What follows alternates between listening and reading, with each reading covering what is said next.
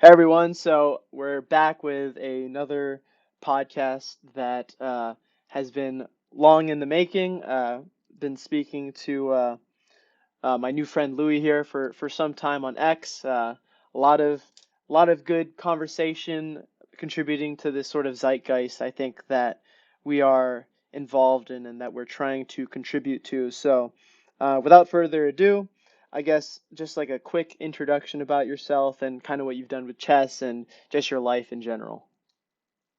Thanks so much. It's nice to be here. Before the show, I was complimenting Patrick's amazing Viking in the background. I think it doesn't get enough comments on social media because I think it's one of the sickest backgrounds I've seen. So yeah, it's good to be here. I mean, I'm from England. My name's Louis. Um, I was in England for maybe 21 years, then I left to Spain. So I've been traveling, living kind of a nomadic lifestyle. Currently in France. My background in terms of like what I do in my career has all been chess. So chess is like a 5,000-year-old game. It's originally from India, actually. Chess has been around for a very, very long time. Many of the old chess masters, all Indian, kind of have this period of these Russian sort of grandmasters coming in. Today it's mostly led by Magnus Carlsen, that many people know. Chess has went through kind of a revival period because for a long time it's been this very ancient game. Basically, in my career, I worked at chess.com and I play Magnus, lots of these big sort of chess companies online, bringing the chess game from its kind of ancient origins to something modern that people can understand, people can play online. Working with Magnus Carlsen personally, working with Alexandra Botez, Levi Rosman, lots of these people that are very key to the chess industry. I'm sure many people know. So yeah, that's me. That's a quick introduction. Mostly chess and epic shit. Yeah. Indeed. So like, I played casually played a lot of chess growing up. My dad's a big chess guy, taught me how to play growing up. So nowhere near as much as you or the people you've worked with, but because I played chess, I'm familiar with like all those names. I would watch a lot of the streamers. I always say his name wrong. Hikamaru, right? Hikaru Nakamura. Hikaru Nakamura. I'll say Nakamura. Hikaru. That sounds. All Yeah. right, how do I say it again? Hikaru. Hikaru. I think a Hikaru. Hikaru is like a short Japanese poem, right? It's a yeah, Oh, like a Hikaru haiku. Nak Yeah, haiku, that's it. Yeah. I don't know if it's Japanese stuff, but yeah, Hikaru Nakamura. Yeah, Right. he's US chess player and sponsored by Red Bull quite famously. So yeah, he's huge, right? You watched his Right. streams? Yeah, yeah. So like, yeah, and like Botez, obviously the sister is very popular. I think, just because I think it's important, just 'cause this is your expertise, so I just want to touch up on the whole Yeah, chess yeah, go scene. for it. But I think it was during your podcast with, like I said, with Powder.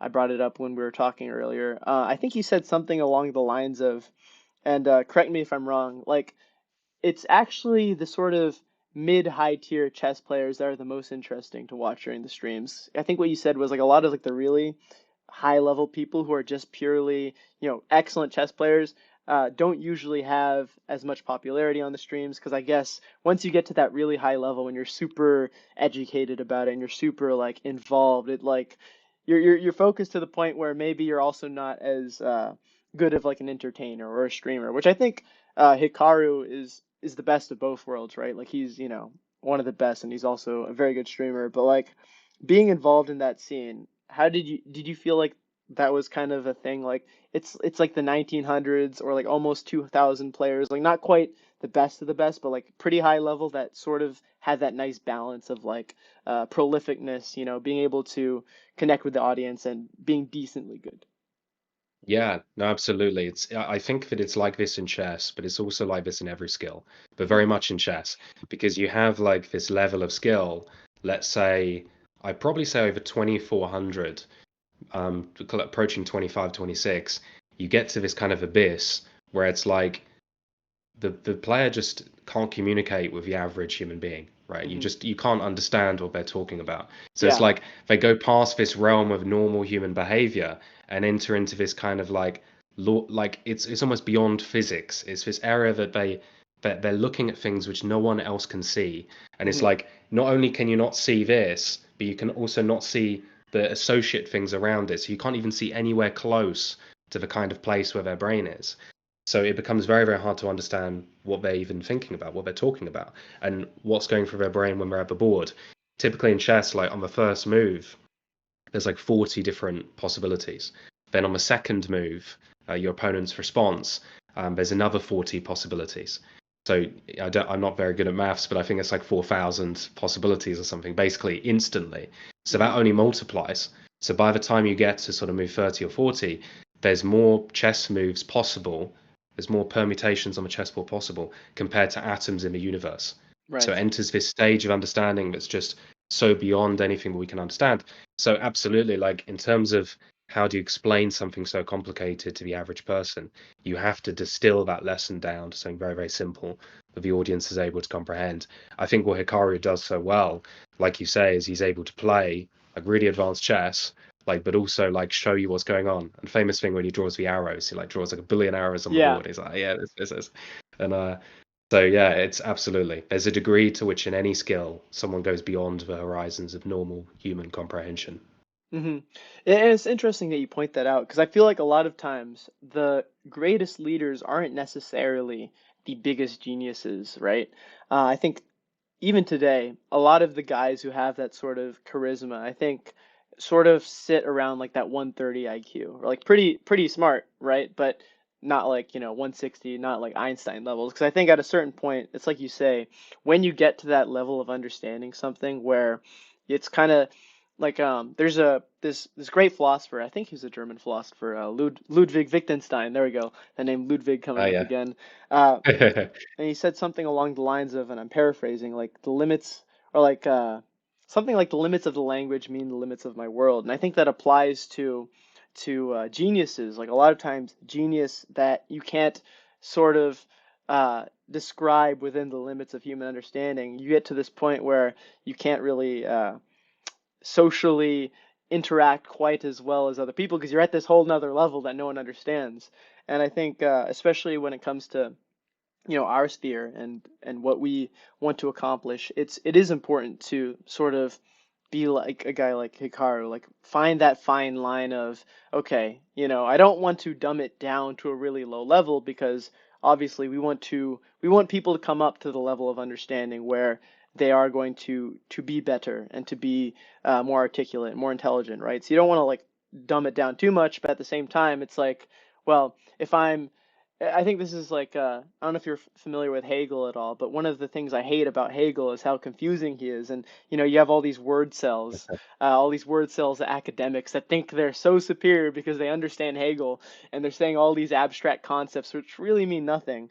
And it's like you have to toe the line of, well, I'm not going to be super prolific. Like I'm not just going to be sort of pop philosopher, say things that everyone kind of can understand, like no matter what their level is. But at the same time, you don't want to be that word cell, coming up with all these concepts which no one's really gonna Yeah. understand. And I think that's kind of a good segue into a lot of the things that we sort of are involved in. And we had like a little list of things that we wanted to go over. I'm going to tie it back to that. But like why I think Nietzsche is such a brilliant philosopher is that he's not an analytical philosopher. And this is something a lot of people point out. He's very much somebody who not analyzes things not with like numbers, or not with these like sort of like when you have a guy like Kant, for example, with categorical imperatives, there's almost a math, right? Like I'm pretty sure he was a Mm. mathematician as well. There's like a certain math I to the think philosophy. kind. I think he said he philosophizes. How do you say? Philosophizes with a hammer. I think that's what the quote was about Nietzsche. He uses a Yeah. hammer for philosophy. Um, but yeah, absolutely. The words. I mean, it's just words are designed as kind of spells to some degree, right? Language is a way in which you can control people and you can come and you can say something that narrows the limits of conversation, right? And it's kind of like, okay, we're gonna have this vibration over here, we're gonna have this over here. And so many people misuse words because they mistake them for reality, like Hmm. you say. Like the good thing about Nietzsche is that he is a very practical philosopher and it isn't based on like a ton of jargon. Because even when people say like, war and glory and blood and combat, it's like you're just saying words. They're Hmm. representations of something. The word Right. is a representation, a sense of vibration that's associated with something real. And the problem in a society that hasn't had a major conflict in a long time is we get into this state where we only use words, Hmm. right? And Yeah. there's a point where we have to really convince people that what we say is actually what we mean, Hmm. and to tie those worlds back together. There's this whole thing about, I don't know if you're aware about the kind of spells in language. Like, if a weekend is like when you're weakened, Mm. like, and they say these different things, like, Yeah. and if you're spelling something, right, it's like a spell, you know what I mean?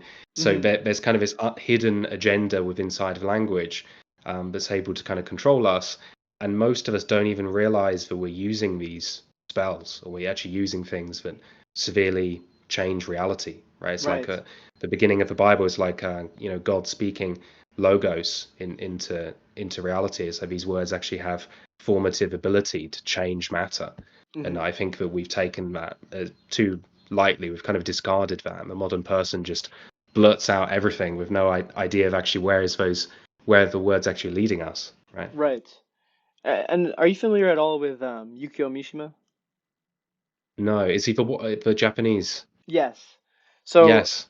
yeah, so he 100% recommend reading not just his fiction, but especially his nonfiction, Sun and Steel. It's pretty short. It's like 90 pages, but it's interesting that you mentioned that because he himself is notably someone who begins his life very much as somebody who is obsessed with words. He says that because he lacked physical strength, he was like really frail, skinny, sick all the time. When he was like a child, he wasn't allowed to go out and play because his grandma was like neurotic and thought he was, gonna die or whatever. So he had one of those upbringings, very sheltered, and he would create these crazy, like wonderful stories as an escape, right? Which is, a beautiful thing, but he notes himself that it was a way to detach himself from a reality that he felt he couldn't change. And he talks about the corrosive nature of words, like, and it's kind of what you're explaining, like words without the physical manifestation, like an ideal without a physical manifestation means nothing. And that's sort of his spiritual journey, is going from uh, this sort of not introverted, but like hidden away, skinny, frail, lost in his imaginary worlds, living vicariously through his imaginary worlds, to eventually taking up bodybuilding, to learning martial arts, to seeking real lived experience, right? And it's like Nietzsche talks about in Thus Spoke Zarathustra, writing in blood, for blood is spirit. And I think that's a perfect way to describe the phenomena of breathing your words into existence. Like words, uh, ideals, philosophy means nothing without that physical manifestation. But Yeah. I want to kind of tie that into your own journey, right? Because you in sort of the things that we've messaged about, like you yourself have sort of, I think all of us have a similar trajectory, even if it's different. Like maybe Mishima's trajectory is okay. He's a writer at first. That's his nihilism that he overcomes. He overcomes the nihilism of escaping through words. Or me personally, if I've had my own transcendences of nihilism and this darkness we have to deal with. So like uh what do you think is like, or you just kind of describe your own journey, and then what you sort of, Yeah. how you overcame that. Yeah, sure. I can start a bit at the beginning and sort of give a bit of an overview. So, I was homeschooled as a kid, which is quite funny. So I was homeschooled, raised as a vegan, by sort of hippie parents. Oh my. So in some ways, it's like, because homeschooling, it was typically like a very left wing thing back then. If anything, Interesting. now it's quite a right wing thing. It's like, Right. okay, like, don't trust the damn schools. So in some ways, I kind of hated being homeschooled. Now I'm kind of grateful because Mm-hmm. I see the kind of mess of the people coming out of education, and just feeling that the entire education system is completely corrupt.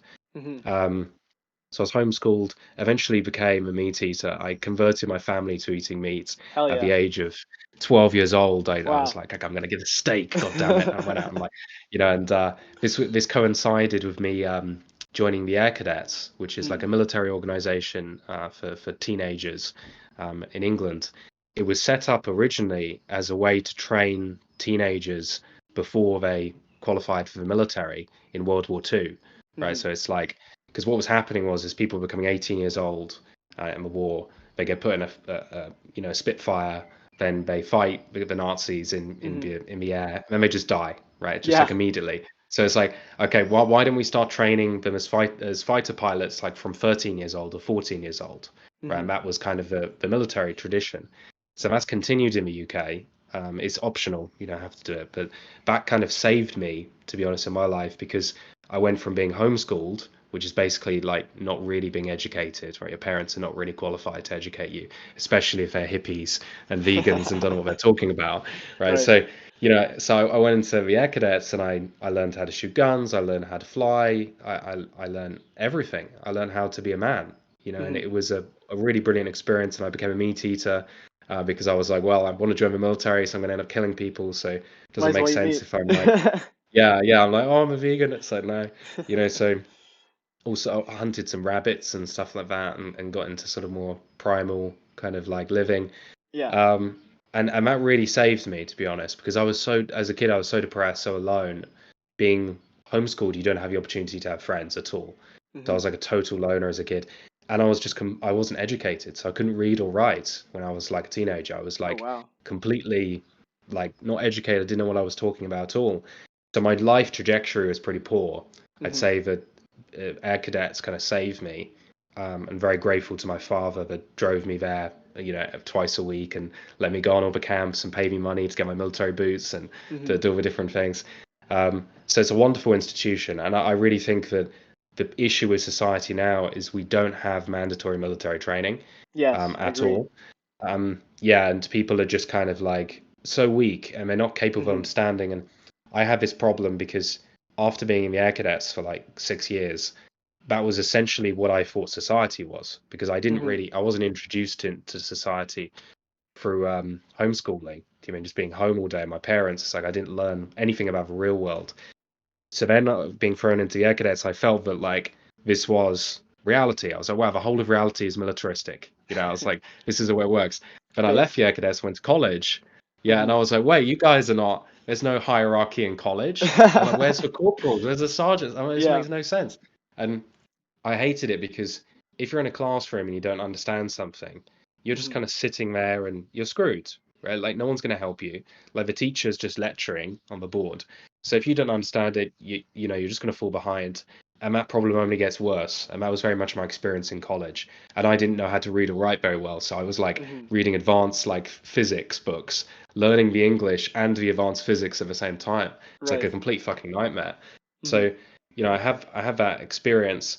um, so I'm losing track of what I was saying. Yeah, so the military kind of like way of being like, okay, if one man falls behind, we all fall behind, Yeah. right? Like we have to act as a collective union, as a group, and Right. we can't have one guy not understanding because if one guy doesn't understand, we all die, right? So it's like you have to take group responsibility. And that I missed that a lot in college. I was like, why isn't this implemented in society? Because it Hmm. works so well in the military and kind of went into business and found the same problem almost everywhere. That people are kind of willfully blind, ignorant, kind of sitting around, not really taking responsibility for their lives or the people around them, or even their loved ones. The family institutions falling apart, especially in the West, we're completely corrupt, and it's got Hmm. to the stage now that we have to act.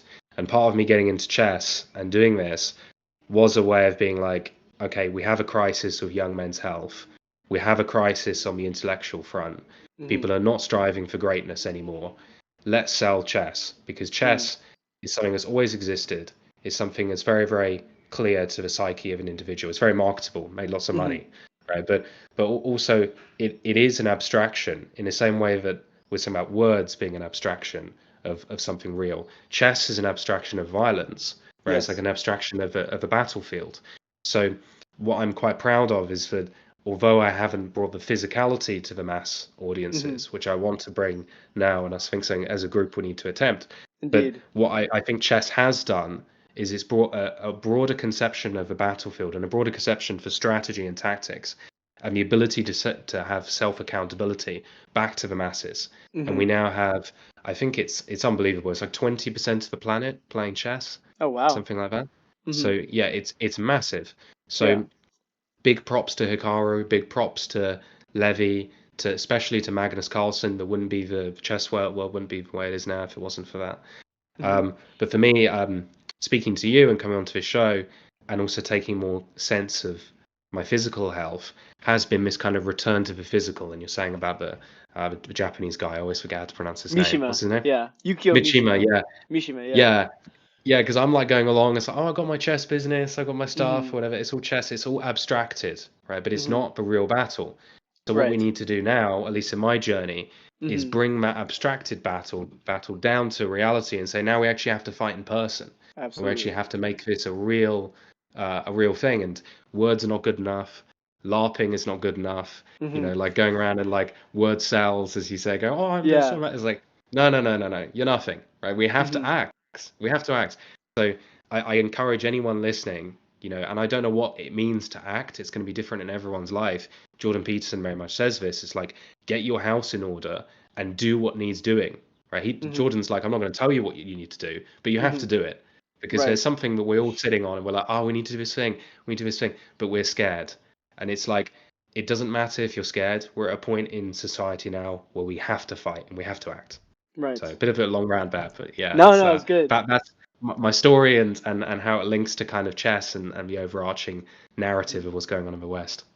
So it's interesting that you say that because, like, I think whether it's your journey or my journey or even Mishima's journey, a lot of the similarities I see between the three of us is that martial element. So for me personally, I'd say one of the turning points in my life was starting martial arts. And this was way before the military, when I was like in high school. I was like maybe 14, and I remember there was this girl I liked, and I wanted to go talk to her, and there's this big guy talking to her, um, and I felt intimidated, and I thought to myself, well, why am I intimidated? And I'm like, well, I'm small, don't know really how to fight. So then I started wrestling primarily because of that instant, right? I wanted to be confident enough to feel like, it doesn't matter. Like I am on an equal playing field, even if someone's bigger than me. Yeah, Well, I know how to fight. So it's interesting that you mentioned the military, the air cadets as being sort of your overcoming of nihilism. For me, it was martial arts. For Mishima, a mixture of martial arts and bodybuilding. It's always the physical element that is necessary, I think, for that final transcendence over the abyss, so to speak. Because ultimately, right, when you talk about abstractions, everything that we have built in modern society that is an abstraction is still based in some sort of base instinct from nature. So even something as as really abstracted as like take all these hyperstimuli that we have today, whether it's video games, pornography, whatever. These are all things that have their roots in a good instinct. So if we take video games, maybe you play a video game that's violent or whatever. Well, at one point thousands of years ago, you would have been doing that video game in real life, so to speak. Or like something like pornography, you should be having healthy sex, right? So it's like all these things that are terrible and are big abstractions, like even sugar, for example, like sugar for a caveman all those years ago would have been like gold, that extra bit to run that extra like mile to catch that deer or whatever. All these abstractions are based in a positive instinct. So I think it's interesting, right, that ultimately action is what reinvigorates the positive vision, the positive relationship with the instinct. Like you can have all these things, all these abstractions, as we'll say. That's the best way to describe it, right? They're all illusory of like the actual thing, that the actual ideal that we should be reflecting. And action is ultimately what sort of fuses it all together, what brings it to life, what makes it make sense. All of the word selling, as we've agreed upon, all that is meaningless if you don't have a physical manifestation for it. So it's cool to hear a very common sort of occurrence amongst a lot of us that have sort of been led to this correct view of how the world is, unveiling the curtain, so to speak, and it all does come down to action primarily. And obviously there is the intellectual aspect of it, right? That we can't, if you're going to be an elite, you have to have that intellectual core. But I think what's beautiful about physicality is that pretty much everyone can get to a point of physicality, right? You can have, you know, every army needs foot soldiers. You're gonna have some dumb people. I'm sure it's similar in air cadets too, but at least in the military, like the amount of idiots I have to deal with on a daily basis, right? Like these guys are never going to be a part of an intellectual elite making decisions, but they're just as important, right? Everybody in this sort of hierarchy plays a role, and everybody, for the most part, can achieve this level of physicality that is necessary to contribute to the hierarchy, to be a part of that structure.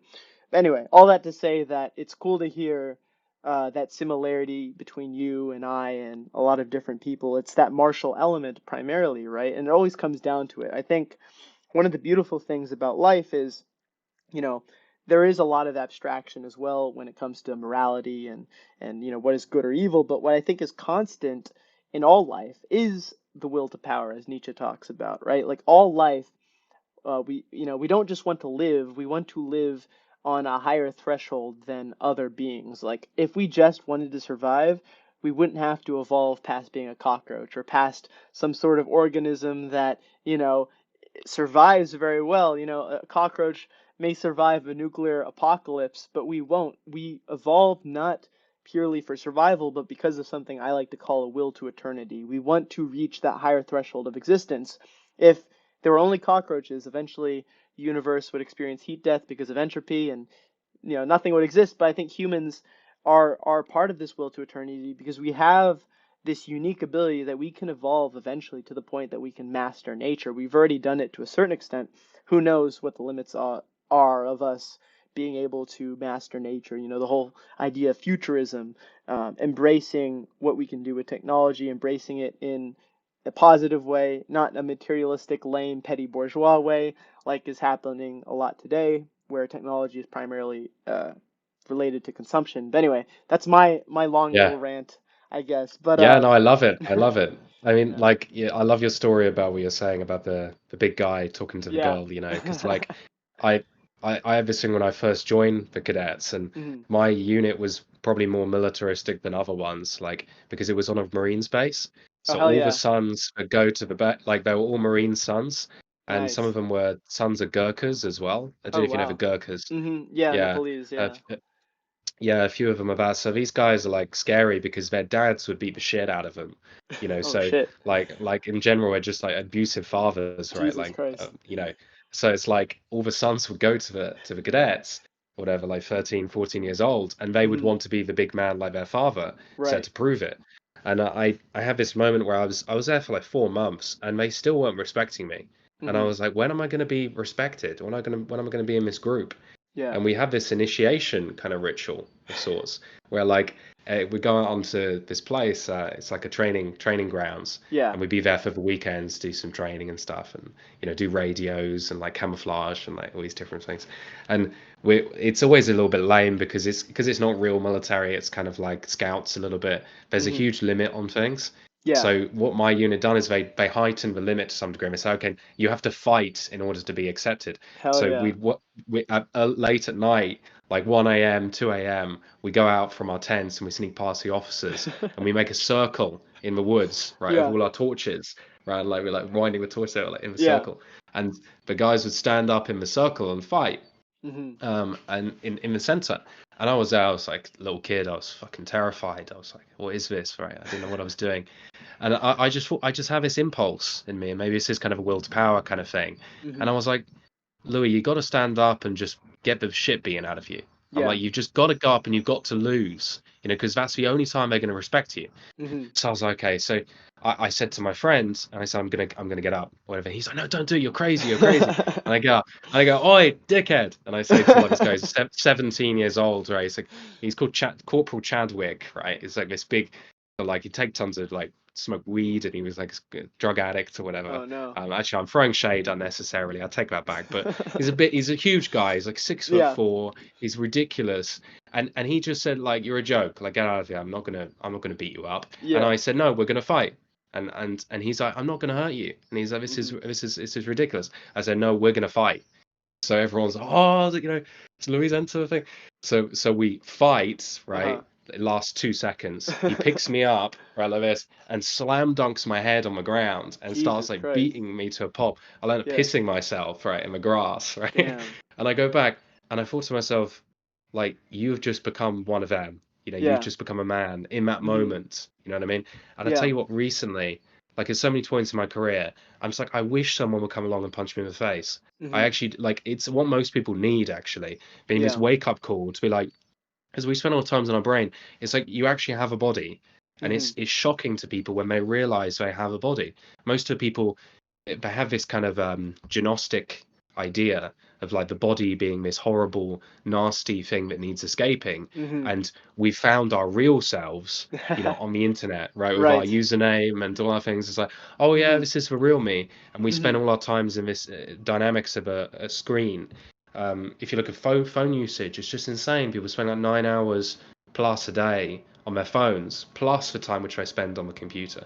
Hmm. So it's this hate of a body that is destroying society to Hmm. some degree, because there's a reason why God, concepts of which are godly, have to be embodied within something. It's why in the Hmm. arts you see God having a body. It's very, very important.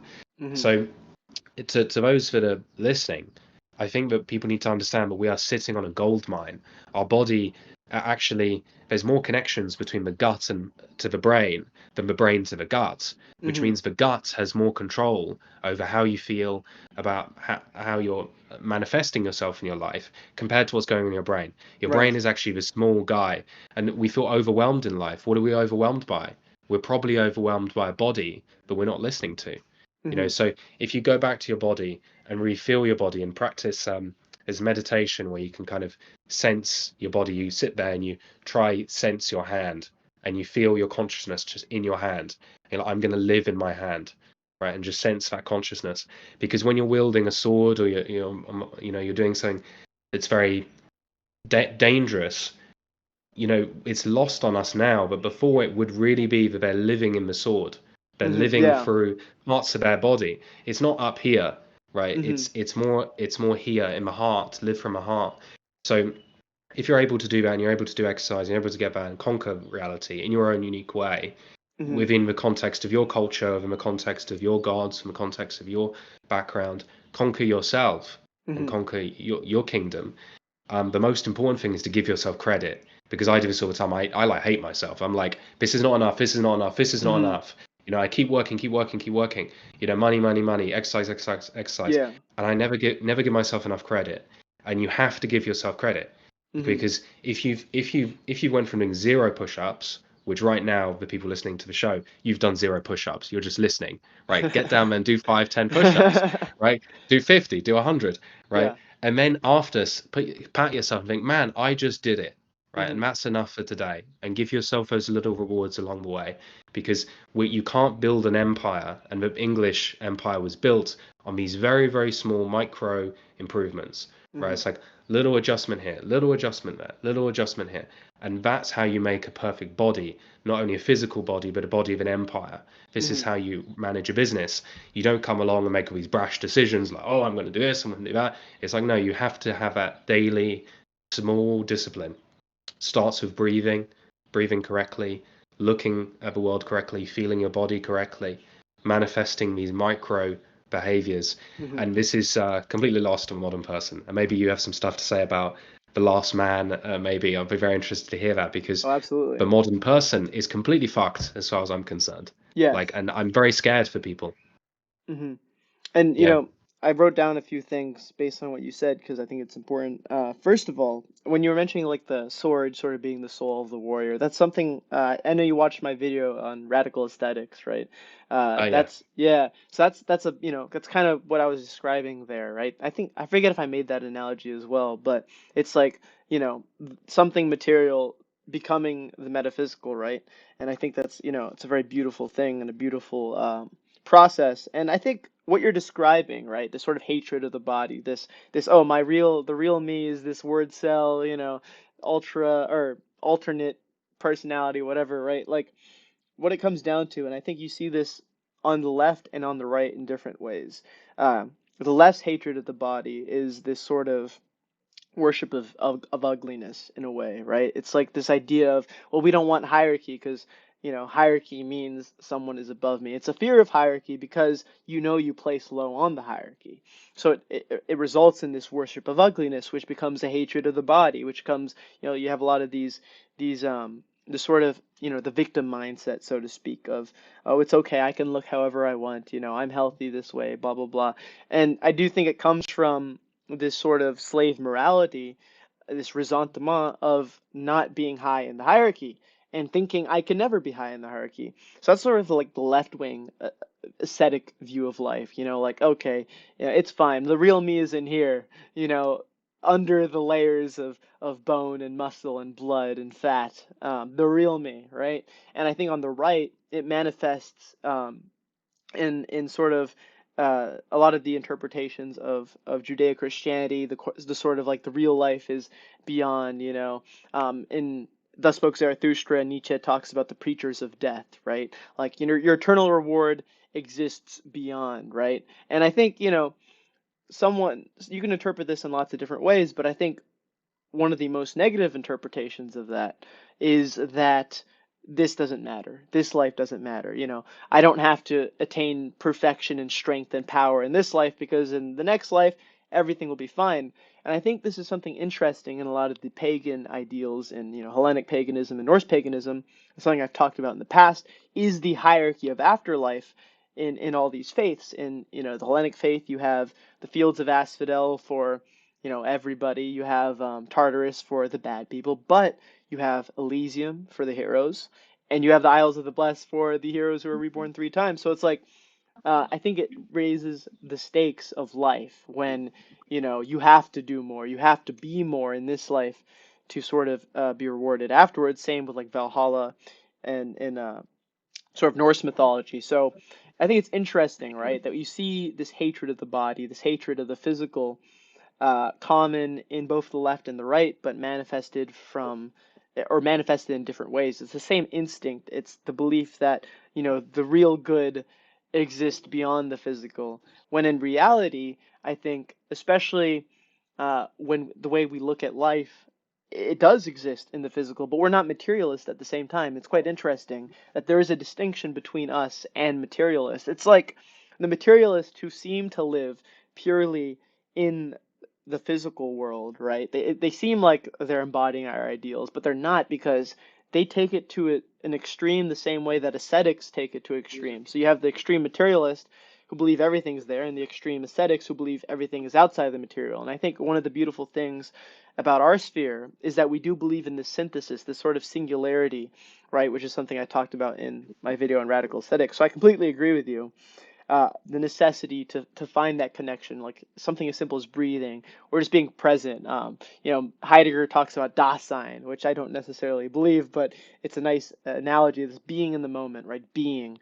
So I think it's incredibly important, what you're mentioning, and the little practices every day, whether it's doing push-ups or, in the military we're supposed to shave every day, and I hate it, but there's a method to the madness. Caesar made sure his legionaries shaved every single day, no matter what. And a lot of Roman generals practice this as well, as a simple discipline of, just knowing I'm going to shave, or making your bed, right? Like everyone says, make your bed in the morning, whatever. Little things like that are that singularity of something physical taking on a greater meaning, right? So all that to say, I completely agree Yeah. with what you said. Yeah, yeah. I shaved my head recently, actually, like a few weeks ago, Yeah. as a thing. I can't shave my beard. I mean, I do occasionally, like every few months, Hmm. but the girls hate it, so it's But yeah, no, there's something about that doing it every single day that matters. Hmm. There's this quote, I don't know what it is, but it's something like, and I'll paraphrase, it's just like Hmm. every time you do something with repetition comes beauty, Yes. right?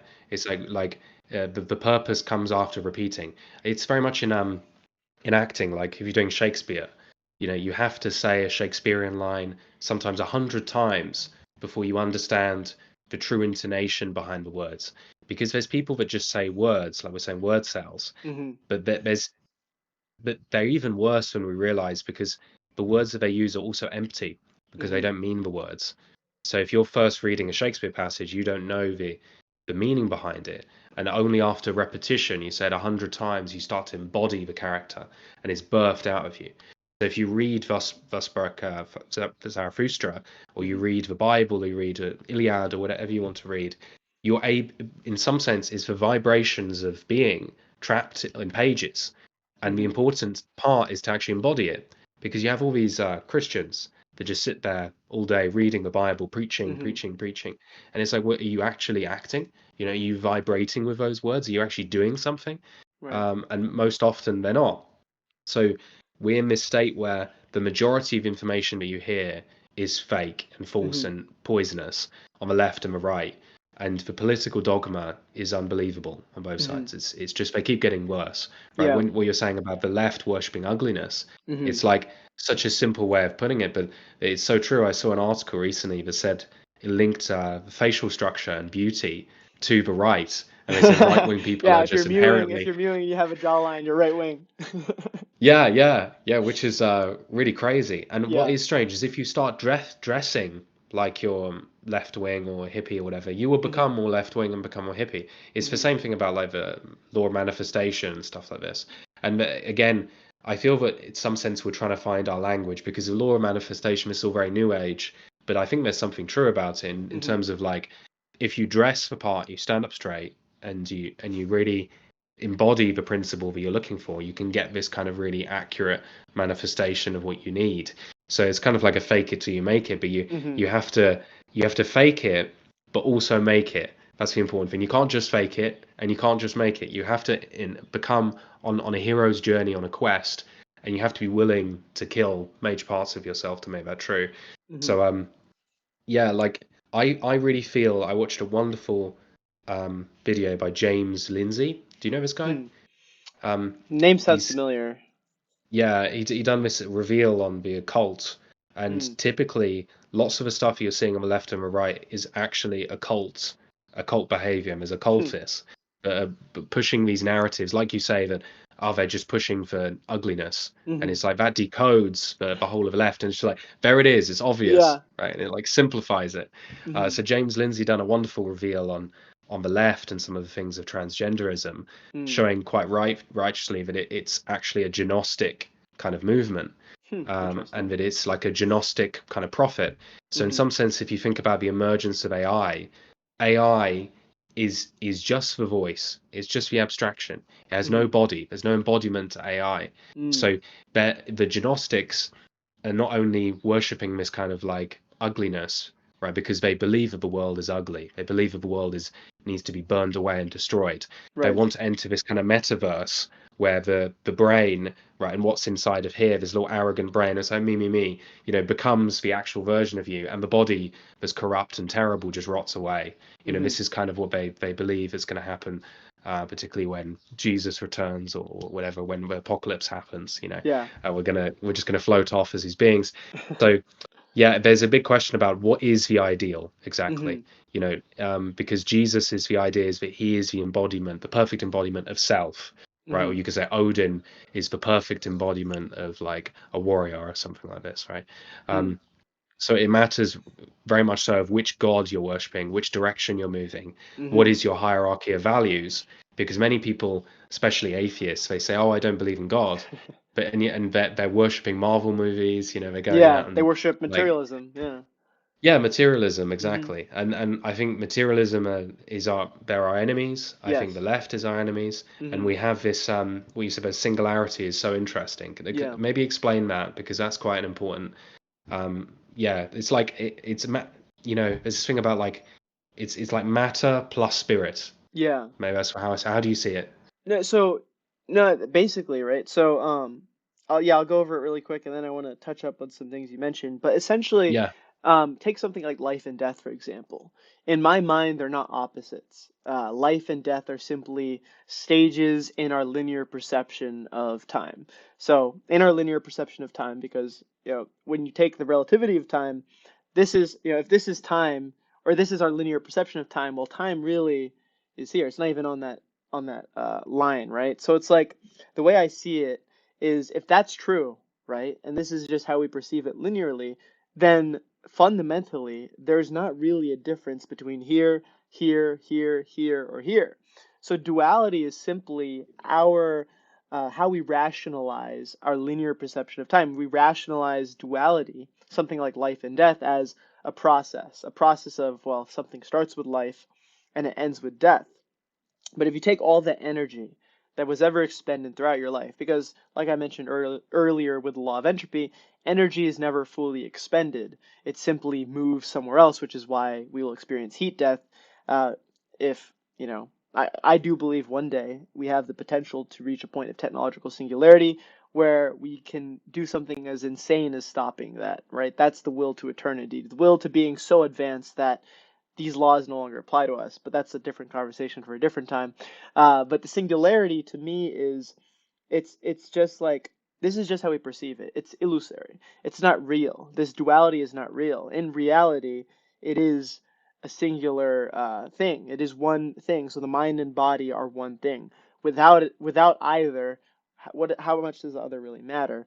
And kind of how I described it in Radical Aesthetics, which is something I want to expand on in the future, write about that. It's basically this idea of there there is no difference between the spirit and matter if it is genuinely followed. Because if it is genuinely followed, you find that the two are one and the same. Like radical aesthetics is the way we experience it. It starts off material and it takes on a metaphysical sort of being. So, like I mentioned, the Roman cult of victory, the way that when they went on a triumph, a victorious Roman general went on a triumph, he was essentially representatively ascending to godhood, right? His material actions have warranted him this metaphysical victory, which is to be on the level playing field with the gods during that day, and then after they die, the cult of the eternal victor, being revered almost as a god. Romulus, Aeneas, all these different mythical heroes were said to have become gods eventually after they died. I believe Augustus was deified as well. So it's essentially the singularity is the fact that these are just processes in our linear perception of time. But in reality, that's just one ball. Everything is just one single iota. And, within that little single iota is all experience. But we just experience it in a way that makes it seem like it is separate. It makes it seem like there is a duality. So I hope that makes a little more sense, but I just thought it was really cool. You mentioned a lot of stuff that I resonate with. You talk about Shakespeare, the need for repetition. Like, I'm sure like the Iliad was not written down for most, like, hundreds of years. Some unlucky guy had to memorize the entire Iliad or the Odyssey or whatever. And that's why it's a poem. It's there's a rhythm to it, because if there wasn't a rhythm, you're not gonna remember the Iliad, you're not gonna remember the Odyssey. There's a rhythm for a specific reason. Because some poor asshole would have to remember the whole book. That's like their life work, and they say it every single day, to their That would king or suck. whatever, right? So there's that. I thought that was interesting just because you brought up the Shakespeare thing. Yeah, yeah. Um, Uniformity. So you talked about dressing a certain way and how that influences who you become. Something Ernst Jünger points out, and a lot of people point this out, but I remember this most freshly from, I think it was On Pain by Ernst Jünger, and he talks about a uniformed mass of men. And when you have, and I'm talking about military uniforms specifically now, when you have a mass of men, and this is why you get haircuts, this is why you shave, you want to look alike. They try to make you look more like your fellow comrades, because when you go into battle as a unit and your brother gets shot, you are expected to treat him being shot as if you were being shot. You are supposed to jump on that grenade, because if you don't, you are going to die, because you are your brother. He and you, there's no distinction. So you have to jump on that grenade. You have to take the bullet. That's what we're expected to do in the military, and that's the function of the uniform. Again, it's almost like radical aesthetics. The material of looking the same, having uniform, ends up taking on a much stronger sort of spiritual quality, which is the singularity of 100 men becoming one singular entity. And I think it's a very beautiful thing. And the last thing I wanted to mention that you brought up was killing the old self. Like, we will have to sacrifice a piece of ourself. And it reminds me of Carl Jung's shadow work a little bit, and his idea of, having that, almost like creating an ideal version of yourself, and then eventually casting away this old decrepit version of yourself. I think that's interesting. I think there's a lot of symbolism historically for this sort of phenomena, like letting go the weaker part of yourself and transcending, becoming that something else. Even theosis in like Christianity, for example, or the deification of the hero in paganism. It's all this idea of shedding your decrepit self and becoming something greater, and it becomes abstracted, where we talk about the ascetic life, where they just deny the body entirely. Like, oh, I'm just going to skip the step, I'm just going to go straight to the metaphysical. But all those steps are necessary. It is necessary for physical excellence to understand the spiritual quality better. Um, so anyway, there's just a lot of ways you can Yeah. look at this, but yeah. So No, your analysis is fantastic. I mean, like, yeah, I think you've hit the nail on the head in multiple different directions there. You reminded me of Heraclitus, particularly the union of opposites, when hmm you're talking about the dualism, because I think that that kind of light and dark narrative, or the plus and minus, having duality, is hmm something you can see in life. You can see it everywhere. There's this idea about I think Hegel's dialectic process, I think. hmm. Is that right? Where there's like there's two forces, opposing forces that make a result. So you would say that like Christ plus Antichrist would make the union of opposites that would Mm, create a resultant force. So it's okay. this kind of idea of two forces becoming one Right. force becoming two, and this kind of magic power of a number three being kind of this thing that propels itself through reality. And Nikola Tesla talks very much about this like power of 3, 6, and 9, and these sort of holy numbers. Mm, It's very interesting because when you're talking about words and you're talking about spirit and you're talking about matter, we're very much talking about numbers. And hmm when you're saying aesthetics, you're talking about geometry. So we're really kind of like at the kind of secrets of the universe kind of level, because this stuff goes into physics, into quantum physics, hmm into biology. It's everywhere, right? It's like we're looking at stuff that's extremely profound, right? So Heraclitus is amazing. Union of opposites.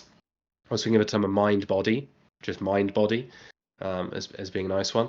hmm But yeah, what do you know much about geometry? I've been doing some. I've gone into like gematria and kind of like Kabbalistic kind of stuff, and hmm all these different things, and you see sort of these random people. Particularly Napoleon is an interesting one, because hmm. we should mention Napoleon as a very interesting guy, Yeah. as a potential character that could be considered an Übermensch Oh of yeah. sorts, which I think is what we're trying to figure out of how to be, right? How do we evolve as man into our next form? Right. I went to Have you seen his tomb in Paris? I have actually. You've been Yes. there. Yeah. Yeah, you've been there. There's Rousseau's is there too, right? Or is it Robespierre? I don't know. There's like a few. There's like a few different famous people from that period, Yeah. right? Yeah. Yeah. Yeah. Yeah, Yeah. there I is. remember that. Yeah, it's incredible, right? You have hmm to go there if anyone hasn't been there. It's amazing. And I went there and I was like, wow, this is like a great dictator, kind of like buried in this massive building, and it's quite mighty. And I started looking because at the time I was studying all these sacred numbers, and I was kind of looking at these secret codes and stuff like this. And you can find some crazy numbers encoded into Napoleon's tomb. And I felt like, have you seen the movie National Treasure? Yeah. Have you seen that movie? I Yeah. felt like I felt like Nicolas Cage in that movie to some degree. Some may have like a little notepad and I'm like making notes about his coffin, and Yeah. nobody else is looking at this stuff. But it's doused in symbolism. When you hmm get to heraldry, you get to ancient sort of European shields and warrior hmm stuff and numbers. And one thing that I found quite interesting is that he had, and you have to go there to look because it's hmm not online. Maybe it's a picture, but I think he had 72 um, sort of like rays to his sun, and there was a sun on the ground where his coffin is. So it's kind of like Napoleon's coffin is here, and then he's got a sun painted on the floor. Each hmm ray, I think it's 72, and 72 is one of these sort of ratio numbers. That if you double it, you get to 144, which is also 9, because 1 plus 4 is 9. So you get Mm. to these sort of weird ratios. So Yeah. anyway, I'm bringing this up because what you're saying about aesthetics, like hmm aesthetics and the human body, right, and how the human body maps to the universe or maps to our environment, we're very much a product of God, right? We're a creation of the universe. So we're hmm stepping out of this perfect creation, and our mission, like to some degree, especially when it comes to physical exercise, is to become the embodiment of a perfect human. Whereas hmm like the Arnold Schwarzenegger was obsessed with this. It's like, the ratio between the bicep and the tricep, right? hmm Like in getting that perfect, and the waist and the proportions, and the aesthetics being something to do with geometry and numbers. hmm The Manchurian Man by Leonardo da Vinci obviously shows Hmm. these proportions, and this is something that's very much on the edge of my knowledge. I don't know enough about this to make strong assumptions, but if there's anyone Hmm. out there listening that knows about it, I'd love to speak to you, because it truly is a mystery, and especially Yeah. how this maps onto like the pyramids and sort of like great parts of civilization. But I think you're onto something huge when you say radical. What's it? Radical aesthetics, you Radical say? aesthetics. Yeah. Radical aesthetics. I really like it. I'm claiming So that word yeah, now. yeah, claim it. So what's the definition of radical aesthetics? How would you say is the it?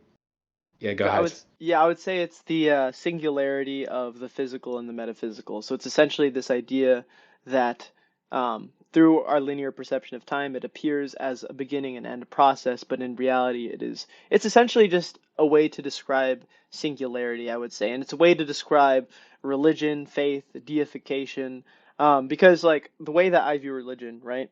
And like some people will be like, "Are you religious?" I'm like, "Yeah." I'm like, "Well, what's your religion?" I'm like, "That's complicated, right?" I would Yeah, say um, and I was talking to Lance about this yesterday, actually. Uh, the my belief is almost a worship of the future. So if we experience time linearly, right, but technically, it exists beyond that linear expression of time, then if if God becomes the future of us, the Ubermensch, so to speak, the next form of man, then God already exists in a sort of like, weird way, right? So it's like I like to talk a lot about the potential of things, the potentiality for something, because if an idea exists, right, and eventually that idea is realized in the future, the idea, the physical manifestation of the idea may have been created thousands of years in the future, but technically it existed all the way back here, just the idea of something, right? Or the potential for something. So you take like the Big Bang or like the first little iota of an organism. That organism is a human in the sense that eventually it will be a human. It has the potential to become a human. And it's kind of, I'm getting into like a weird, complicated area where it's hard for me to explain because one of the reasons why yeah. I'm gonna go to college after I get out of the military is I because I want to explain these. But yeah, I think I have um, something to bring to yeah, this, yeah, yeah, because go I for it. was thinking about this. What you said about the singularity, Hmm. right? Like a singularity is this point where, when we're entering into science here, Yeah. but it's like the center of a black hole, right? Hmm. It's this point that's beyond, and we mentioned this Hmm. before at the beginning to some degree in a metaphorical sense with chess players, right? You get to this Yeah. point where they're beyond an abyss. Right. There's this symbol of the Archairos, I think. It's the Jesus fish. You know this symbol. It's like Not sure. there's this idea that entering the age of Pisces, Christ came down as a symbol of the era of Pisces, and that Oh, you there's mean just two like fish to the I think Pisces. I know. I think I Yeah, know what you mean. Yeah. yeah. Maybe I'll send it to you in Discord so you can Yeah. see. Yeah. Sounds We good. can post this on Twitter. Where do you post for podcasts so people can see YouTube. this? YouTube. Yeah. Um, okay. Or maybe if I share screens, people will be able to see. I could like edit it in afterwards. I'll edit a picture Okay. in there, like Yeah, right. We'll say right here, guys. It'll be right here. yeah, yeah, that thing. And I have a really Yeah, cool diagram of this. I'm going to send it on Discord just so you can visually understand what I'm saying. for sure. And this is quite an interesting symbol because it's a sine wave. So there it is. So that's the fish. Let's see. Can you see it Checking right now. in our Discord chat? Could be.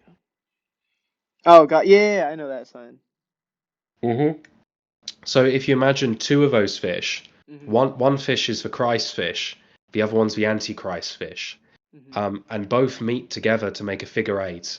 So just Yeah, the number infinity. eight, Yeah. right? Infinity. Yeah, and Mhm. the singularity that you're discussing, where the matter and the spirit come together, is Mhm. understood in the story of Christ as Christ himself, right? It's like in the center of a collapsing point, because you got one sine wave being the material wave, Mhm. another sine wave in its opposite being the spiritual wave, and Interesting. making an infinite eight Yeah.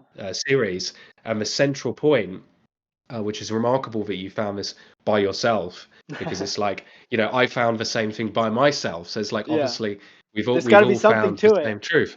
Yeah. Yeah, there has to be something there, right? And it's Mhm. something about the center of both of those fish together that makes the point. And when when in the beginning of the Bible, and I'm talking lots about Christianity here, and again, I share the same ambiguity as you. Hmm. I wouldn't say I'm a Christian, right? But Hmm. it's interesting to think about. Yeah, I have to learn from When everything. it's like, yeah, exactly. Like the idea of let there be light, the beginning of our Bible, that is Hmm. spoken through this symbol called the Versica Pisces, which is this fish kind of symbol. It's this eye, right? And Hmm. through that eye, the geometric shape, all creation is made. So it's like the Hmm. speaking of logos and light and making order into the universe, and that creates the kind of like Big Bang and the process of geometry expanding into all the laws of physics and all the laws of that we have right now on Earth. So I think you're really onto something where you talk about the singularity,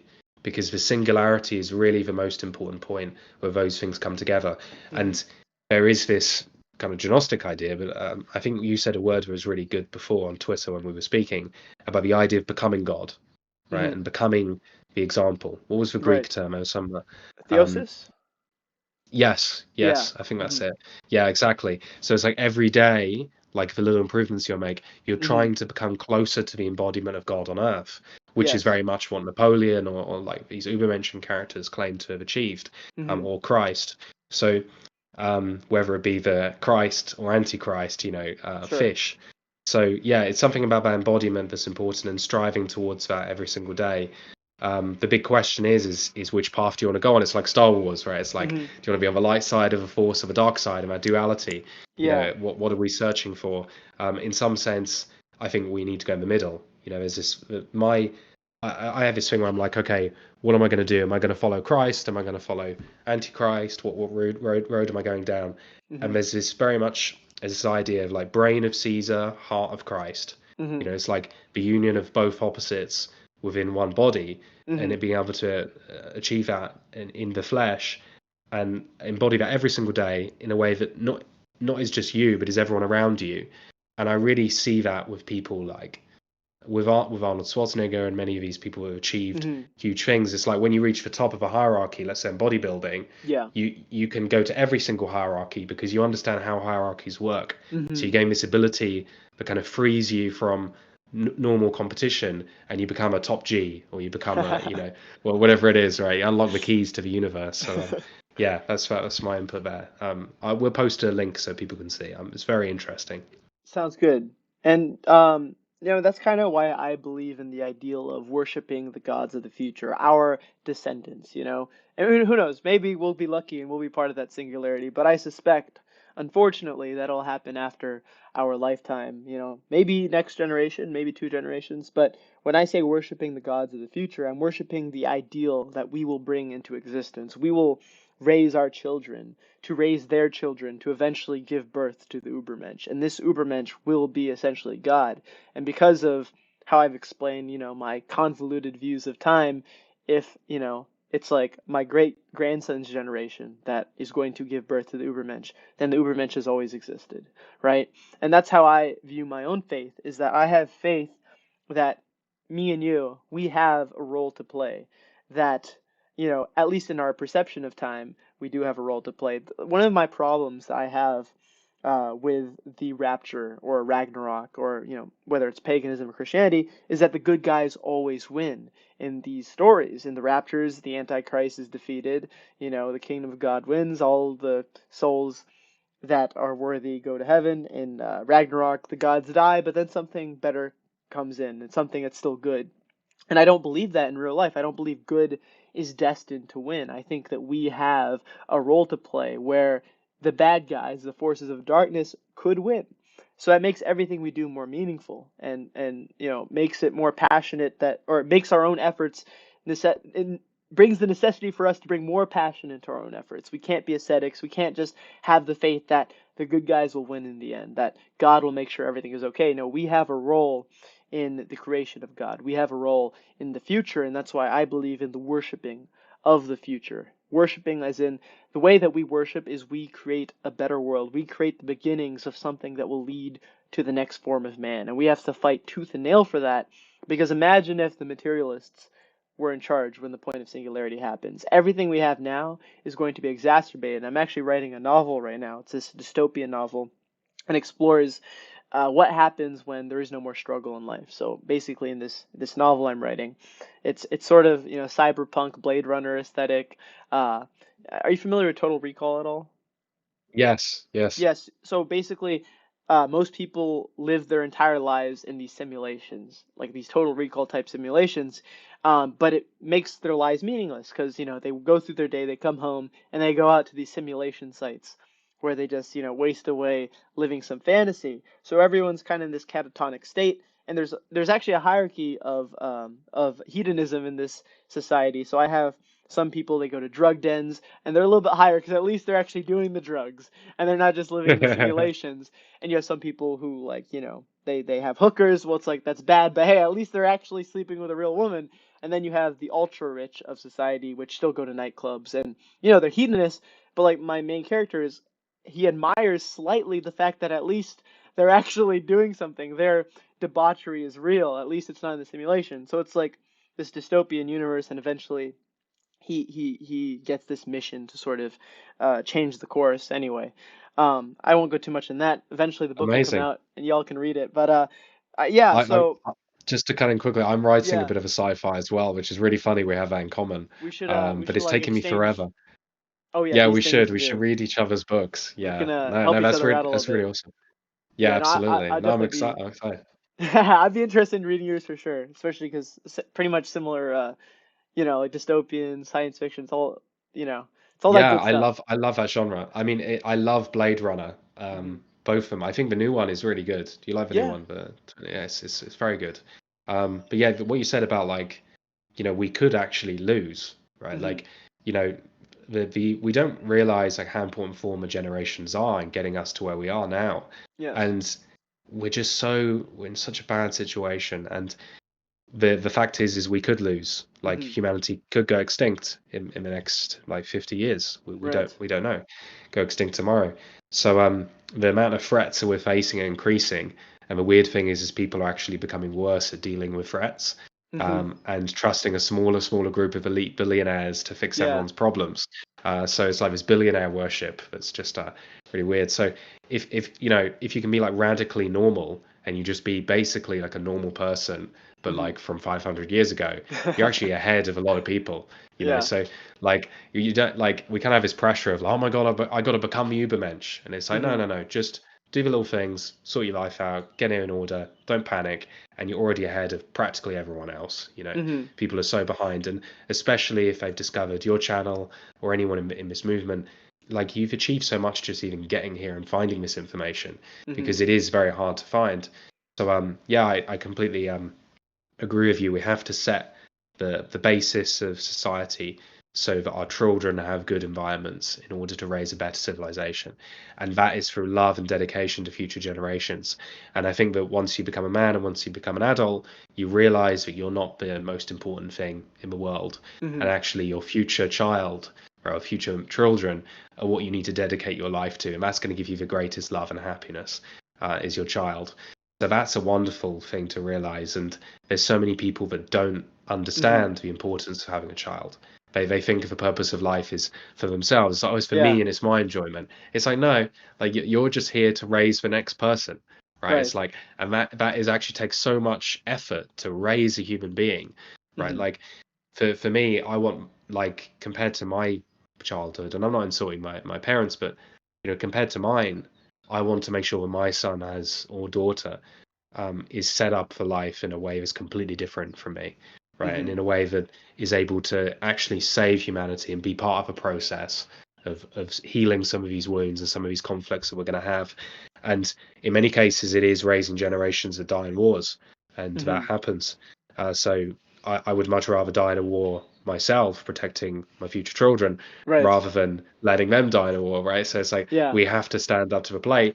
The thing that pisses me off is that, and it much is the way of everyone, is we're living in a sterilized environment, as you say, Hmm. and it's very hard to find the kind of resistance or meaningful, uh, like way of embodying yourself, even in the military now. These drones Yeah.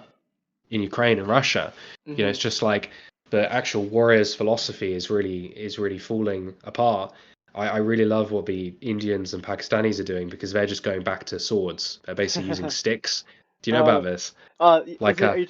Are you talking about like the Chinese? I know like there's a Chinese-Indian border dispute, and they're like throwing rocks at each other. Is I that what you're think talking it's that about? one, yeah. Yeah. Yeah, it's that one. Like it's actually more sophisticated, which is really weird. Like Uh-huh.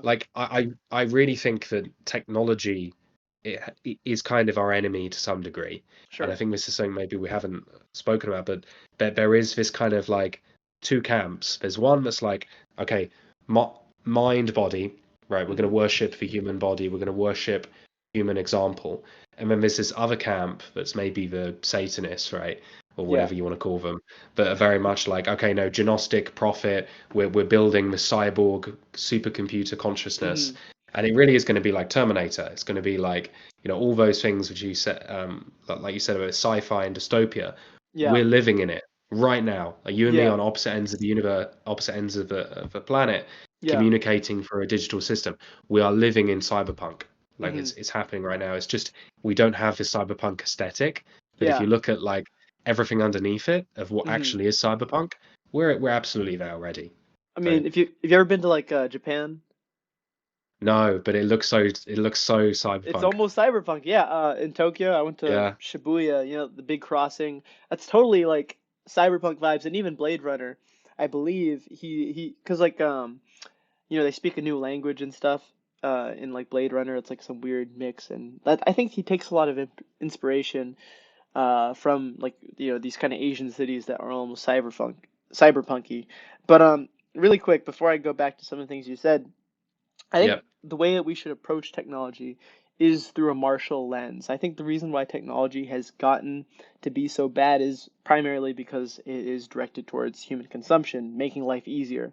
I think that we have to be futurist. We can't just deny technology, because if you deny technology, your enemies will use technology and you will lose. And then where the hell are you? I think that you have to find a way for technology to propel you to the future without diminishing what you are. So you take something like ChatGPT.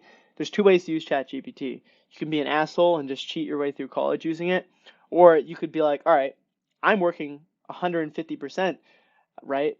And I'm doing a lot of grunt work. If I have ChatGPT do some of my grunt work, it can help me focus on these more important things. So like I think it's less so the problem of technology and more so the way that we approach technology currently. We are approaching technology in a way that is trying to make life easier, and that's fundamentally a bad thing because we're going to regress. And I think you're going to see in the next 20 years, depending on how we end up using things like ChatGPT, people are going to get stupider if they use it as a crutch, right? It should be something that propels us, not something that limits us indirectly because we're depending upon it for all these functions that we should learn ourselves. And there's a conversation I had with my dad. He's a big math guy, and we've talked about this before, ChatGPT and all that. It can help us. Like if you think about technology today, I say this to everybody, but we have the Library of Alexandria in a tiny little fucking device right here, right? You can look up any book pretty much any book that's ever been written that hasn't been lost to history. We have the potential to use technology in a way that makes us better, that brings us towards that sort of Ubermenschen ideal. But because of the sort of petty bourgeois outlook that we've been told is correct, like we've been raised to be these like bourgeois consumers, and that's why technology has gone from something like the Library of Alexandria in the palm of our hand to Facebook or Twitter or virtual reality. I don't even want to get into it. Like there's all this Yeah. degenerate shit and decadent shit that can be used for. But I just think it's worth noting that we can't purity spiral to a point where like ideally we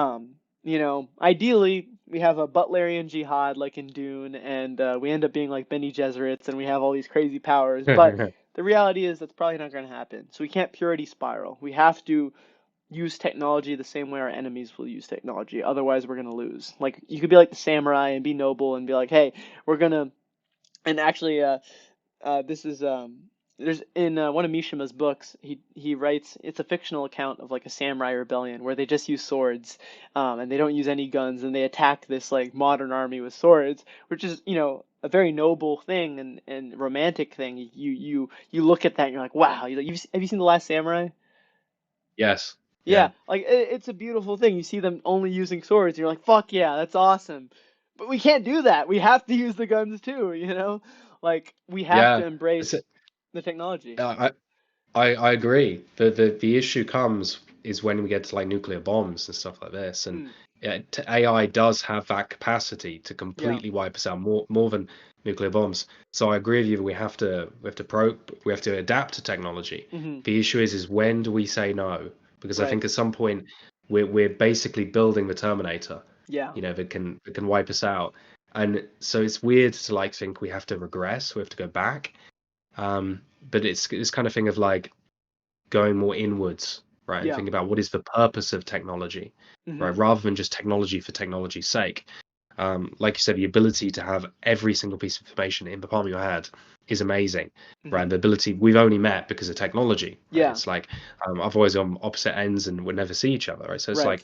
like the ability to connect with people, like-minded people, and can and make an effect on Earth has been blown out the water compared to what it was before. Before it's like you go to your library or something like that, or I don't know, you have to go around and try and meet people and you say Yeah. hey, and go to different groups and stuff. Now it's just you go on your phone, you can connect to anyone you want, right? It's Hmm. like super quick.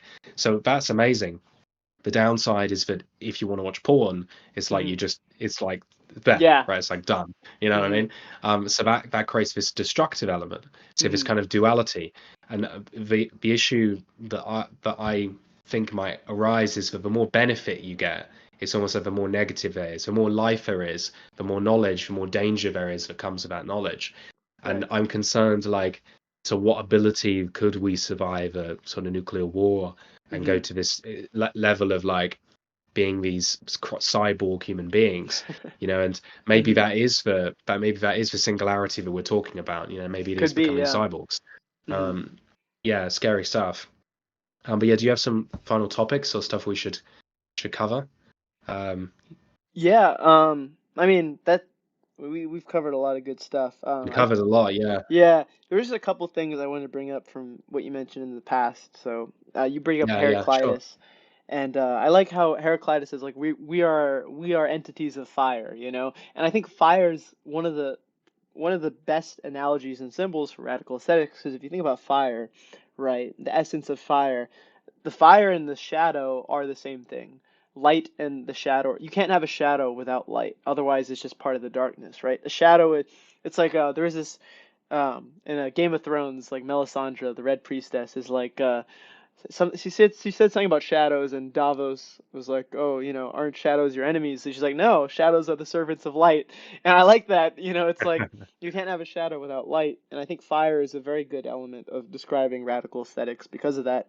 And also, you're mentioning Arnold Schwarzenegger being like obsessed with creating the perfect body, and it reminded me of this sculptor Arno Brecker. I don't know if you've heard of him. He was obsessed with Yeah. creating, yeah, he was obsessed with creating the perfect human, and like down to the little iotas of his muscles and his face and everything. And it brings me back to the Greek ideal. The Greeks aren't these huge bodybuilders like Arnold Schwarzenegger. They're lean and they're warriors. They're quick, right? The big burly guys are the farmers or the laborers, but the warrior is lean and fierce and intelligent. Anyway, I just think it's interesting. There must be something objective if you see this recurrence of these things throughout human history. There is something objective. It's not all just this big chaotic mess. Like there is something, and there's an element that you and I have touched up upon, that many other people have touched up upon, and a very vital essence that we have to sort of dig deeper into. But we talked about a lot of good stuff. Yeah. We'll have to do this again. Yeah, no, it's been great. I think we've got to a really good point. I think, honestly, like the idea about the perfect embodiment really comes down to the core of what we're saying. And I think it's Yeah. like there's a few things that I've noticed in this. It's like radical aesthetics, hero's journey, right? Like mostly as well ignoring everyone else because like our conversation is so precise in terms Yeah. of these topics. There's so much noise out there that's just completely not on topic compared to these things. I think that we're at a stage where this is something that's incredibly important to pursue, and Hmm. I think that what needs to happen is that this message needs to get out there to people. Yeah. We need to figure out a way to make this wider. So if anyone's listening and you want to get in touch or you want to leave a comment, like I'd love to read them or talk to you. But yeah, it's been really fun. I very much enjoyed this. Indeed, it's a good time. We'll do it again. But yeah, to close it off, I always I have my little catchphrase that I always Oh yeah. say. So, as always, this is the Warrior Philosopher, building the foundations of the Warrior Philosophy, and we'll see you next time.